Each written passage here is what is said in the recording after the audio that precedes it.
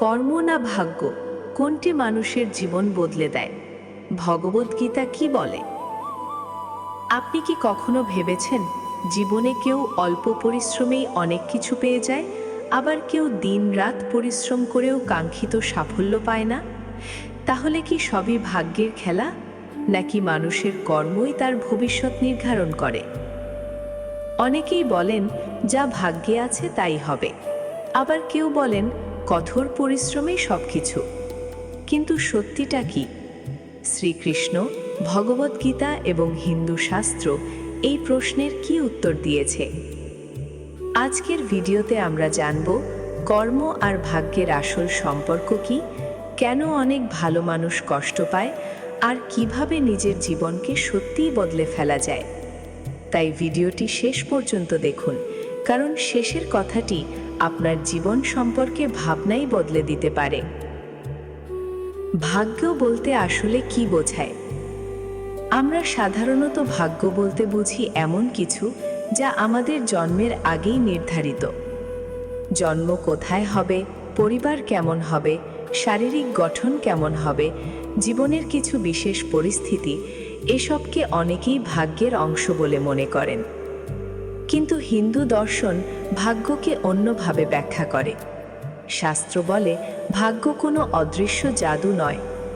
আজ যে ভাগ্য আমরা ভোগ করছি তা আমাদের অতীত কর্মের ফল। অর্থাৎ ভাগ্য একদিন কর্মই ছিল, তাই ভাগ্যকে কর্ম থেকে আলাদা করে দেখা যায় না। শ্রীকৃষ্ণ কি বলেছেন? ভগবদ্গীতার অন্যতম বিখ্যাত শ্লোক, কর্মাণ্যে বাধিকারাস্তে মা ফলেষু কাদাচনা। এর অর্থ, তোমার অধিকার শুধু কর্ম করার ওপর, ফলের ওপর নয়। শ্রীকৃষ্ণ কখনো অর্জুনকে বলেননি যে বসে থাকো, ভাগ্যে যা আছে তাই হবে। বরং যুদ্ধক্ষেত্রে দাঁড়িয়ে তিনি অর্জুনকে কর্ম করার নির্দেশ দিয়েছিলেন, কারণ কর্ম ছাড়া কোনো পরিবর্তন সম্ভব নয়।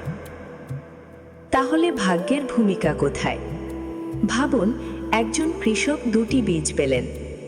একটি উর্বর জমিতে পড়ল, আর একটি অনুর্বর জমিতে।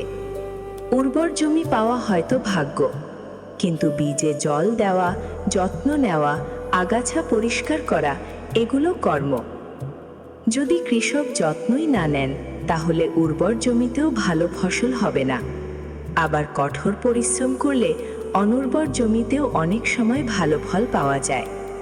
জীবনও ঠিক এমনই। কেন ভালো মানুষও কষ্ট পায়?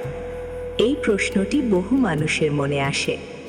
শাস্ত্র অনুযায়ী প্রত্যেক মানুষের জীবনে 3 ধরনের কর্ম থাকে: সঞ্চিত কর্ম, প্রারব্ধ কর্ম এবং ক্রিয়ামান কর্ম। সঞ্চিত কর্ম হলো বহু জন্মের জমে থাকা কর্মফল। প্রারব্ধ কর্ম হলো সেই কর্মফলের একটি অংশ যা এই জন্মে ভোগ করতে হয়।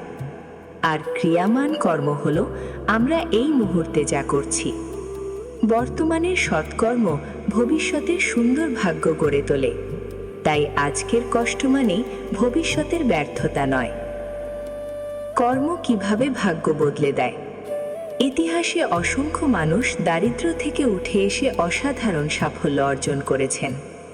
যদি ভাগ্যই সব হতো, তাহলে তাদের জীবন কখনো বদলাতো না। শ্রীকৃষ্ণ শেখান ভাগ্য দরজা খুলে দিতে পারে, কিন্তু সেই দরজা দিয়ে হেঁটে যেতে হয় নিজের কর্মের মাধ্যমে। প্রতিদিনের ছোট ছোট সৎ সিদ্ধান্তই ভবিষ্যতের বড় সাফল্য তৈরি করে। ভাগ্য পরিবর্তনের 5টি উপায়। প্রথমত, প্রতিদিন নিষ্ঠার সঙ্গে নিজের কাজ করুন। দ্বিতীয়ত, সত্য ও সততার পথ ছাড়বেন না। তৃতীয়ত, অহংকার ত্যাগ করে ঈশ্বরের প্রতি বিশ্বাস রাখুন।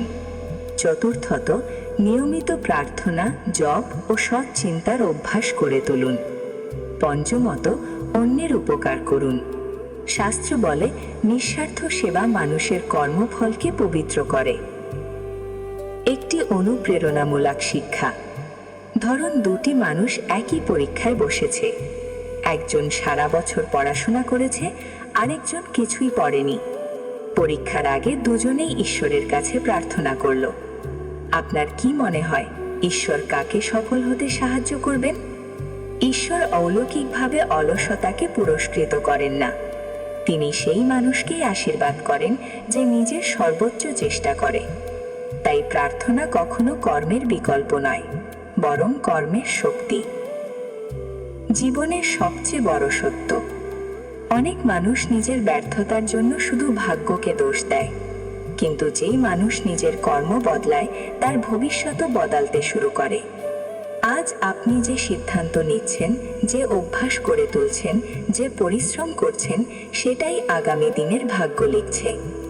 অতীত হয়তো আপনি বদলাতে পারবেন না, কিন্তু বর্তমানের কর্ম দিয়ে ভবিষ্যৎকে অবশ্যই বদলানো সম্ভব। তাহলে কর্ম না ভাগ্য, কোনটি মানুষের জীবন বদলে দেয়? ভগবদ্গীতার শিক্ষা অনুযায়ী ভাগ্য ও কর্ম একে অপরের শত্রু নয়। আজকের ভাগ্য হলো গতকালের কর্মের ফল, আর আজকের কর্মই আগামী দিনের ভাগ্য। তাই ভাগ্যের অপেক্ষায় বসে থাকবেন না, নিজের কর্তব্য পালন করুন, সততার সঙ্গে পরিশ্রম করুন, ঈশ্বরের ওপর বিশ্বাস রাখুন এবং কখনো আশা হারাবেন না। মনে রাখবেন, ভাগ্য সুযোগ এনে দিতে পারে, কিন্তু সেই সুযোগকে সাফল্যে পরিণত করে শুধুমাত্র আপনার কর্ম।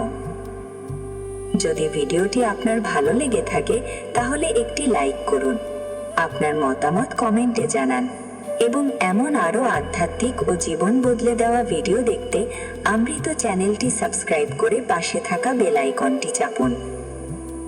হরে কৃষ্ণা। আর যদি সনাতন ধর্ম, শ্রীমদ্ ভগবদ্গীতা, শ্রীকৃষ্ণের উপদেশ এবং আধ্যাত্মিক জ্ঞান নিয়ে আরও ভিডিও দেখতে চান, তাহলে অমৃত চ্যানেলটি সাবস্ক্রাইব করে পাশে থাকা বেল আইকনটি চাপতে ভুলবেন না।